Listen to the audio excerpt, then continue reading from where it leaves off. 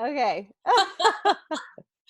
Hi, How are you? I'm good. I'm recording now. And so, of course, I want to focus on, marketing strategies and that during COVID and branding yourself and how people have to manage how they're presenting themselves and their companies. Mhm. But, I'm happy to talk about anything else. Yeah, it's been crazy. I still don't really feel like this is real life. The only person that's here right now is my husband, and I don't know if he wants to listen to me. So I teach marketing and social media to other entrepreneurs and really focus on their strategy, how they can integrate digital marketing and social media with their business plan to really use it as a tool to communicate, build awareness, and grow their business. This past year, I had taken it offline a little bit and introduced some workshops, master classes. I was noticing a trend in the face-to-face interaction. And I think especially for entrepreneurs, we really crave a lot of human interaction and community. Entrepreneurship is really, really lonely. So you're often masterminding alone. So when you come across a community of people doing the exact same thing, it's really, really special. I had to put a pause to it immediately and kind of pivot and figure out, how am I going to still bring in some of these elements of the face-to-face now online? And especially right now, I don't want people to feel like they're by themselves. I'm glad you mentioned that. So, for a service-based business, how are you advising them to continue to do business online? I am advising a lot of teaching and a lot of master classes and the do-it-yourself kind of methodology. How is the user experience going to change? Because who knows how long COVID and isolation and shutdown is going to happen. Is there a concern about, okay, so I offer my services online, what is the incentive to get them back in the studio? I'm dying to go back to my boxing classes. I Oh, can't do that at home. It's terrible. Um, but I totally agree with you. Even though some services are still being offered online, I cannot wait to get back into the gym, and it's going to be a very painful first week. oh yeah, I would like to get your advice to companies that are thinking, okay, what is the best way to communicate with my audience?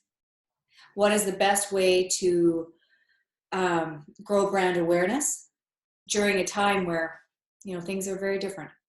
well, I think that the dust has settled a little bit in terms of, going back to introducing your paid services. We still have to be sensitive about who we're approaching and exactly what we're selling. I ran a series of free trainings for 2 weeks straight. And then towards the last couple of trainings, I started to introduce my services again.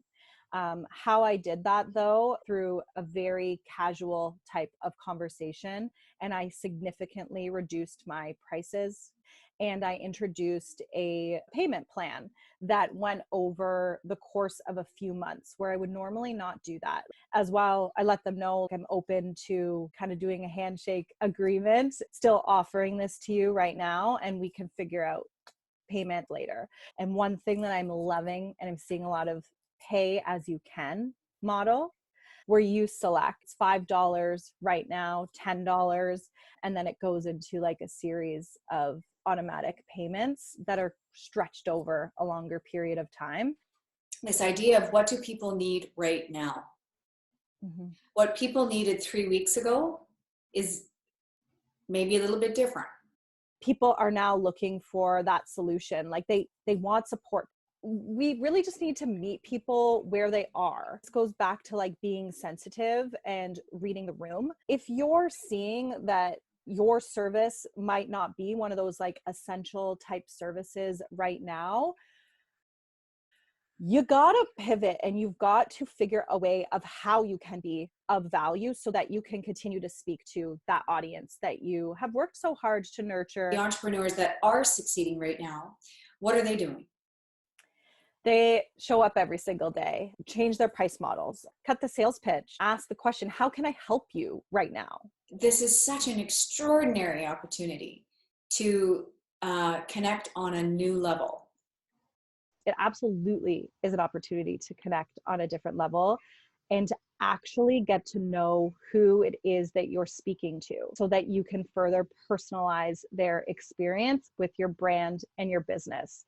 We now actually get to discover more and beyond just the demographics that somebody falls into and what their, key interests are.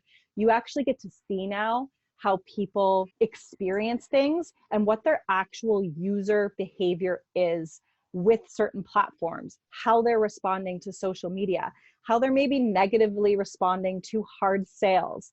It's such an opportunity for you to be able to position your messaging to serve what that behavior is.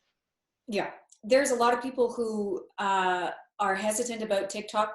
It's TikTok, not Tic-Tac. But yeah, it's the most relatable app that is out there right now. Either 15-second or 1-minute videos. I'm seeing a lot of businesses now opening up TikTok accounts. There's 500 million people on TikTok now. And it's all relatable content. I've never seen a social media platform like TikTok in my life. Yeah. So it's video, short, easy to use. Oh yeah. Free. Yeah. How do you think this experience is going to impact marketing after it's over? I'm expecting big things and great campaigns to come from this. I think it has given us such an opportunity to be even more creative. So a lot less of this fluffy, filtered type of marketing and more the relatable comedic side. What are you going to do when this is all over? I want to go see my family. I haven't seen my parents in forever. And I want to see my nephews and just like enjoy a meal together, It'll probably be a barbecue. Even if we don't get out until winter, we're barbecuing. When I get out of COVID, I'm going to go buy some flowers. Oh, I love that. And I'm going to go plant some flowers with Lucy. So until you get to go and have a barbecue with your family, and until I can plant flowers with my daughter, I wish you the best. Yeah, you too. Okay, bye. Bye.